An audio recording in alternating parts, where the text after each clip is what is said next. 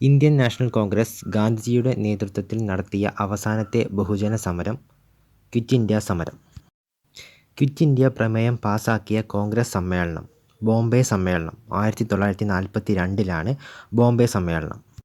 Congress quit India പ്രമേയം പാസാക്കിയത് എന്നായിരുന്നു? 1942 ഓഗസ്റ്റ് 8. ക്വിറ്റ് ഇന്ത്യ പ്രമേയം തയ്യാറാക്കിയത് ആരാണ്? ജവഹർലാൽ നെഹ്റു.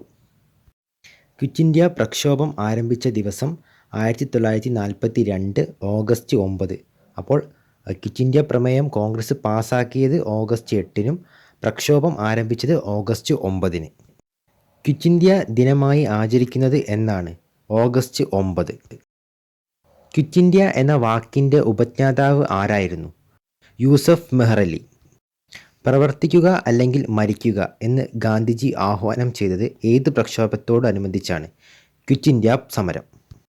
ക്വിറ്റ് ഇന്ത്യ സമരവുമായി ബന്ധപ്പെട്ട് ഗാന്ധിജിയെ തടവിലാക്കിയത് എവിടെയായിരുന്നു?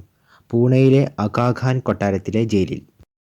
ഒളിവിൽ കഴിഞ്ഞുകൊണ്ട് ക്വിറ്റ് ഇന്ത്യ സമരത്തിന് നേതൃത്വം നൽകിയ കോൺഗ്രസിനുള്ളിലെ സോഷ്യലിസ്റ്റ് നേതാവ് ആരായിരുന്നു? ജയപ്രകാശ് നാരായൺ. ക്വിറ്റ് ഇന്ത്യ സമര നായിക എന്നറിയപ്പെടുന്നത് അരുണ ആസഫ് അലി. ക്വിറ്റ് ഇന്ത്യ സമരകാലത്ത് മഹാരാഷ്ട്രയിലെ ഏത് ജില്ലയിലാണ് സമാന്തര സർക്കാർ രൂപവൽക്കരിക്കപ്പെട്ടത്? സത്താറ. 1943 മഹാരാഷ്ട്രയിലെ സത്താറ ജില്ലയിലെ ചില യുവ നേതാക്കന്മാർ സന്നദ്ധ പ്രവർത്തകരെയും ഗ്രാമസംഘങ്ങളെയും ചേർത്തുകൊണ്ട് ഒരു സമാന്തര സർക്കാർ രൂപവൽക്കരിച്ചു. അവർ ജനകീയ കോടതികൾ നടത്തുകയും ക്രിയാത്മക പ്രവർത്തനങ്ങൾ സംഘടിപ്പിക്കുകയും ചെയ്തു.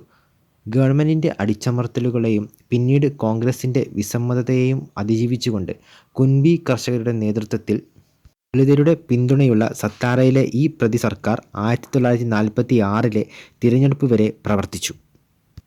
ക്രിപ്സ് മിഷൻ്റെ പരാജയത്തെ തുടർന്ന് കോൺഗ്രസ് ആരംഭിച്ച സമരമാണ് ക്വിറ്റ് ഇന്ത്യ സമരം. വീഡിയോ ഉപകാരപ്പെട്ടെങ്കിൽ ദയവായി ലൈക്ക് ചെയ്യുക, ഷെയർ ചെയ്യുക. മറ്റൊരു വീഡിയോയുമായി കാണുന്നതുവരെ നന്ദി, നമസ്കാരം.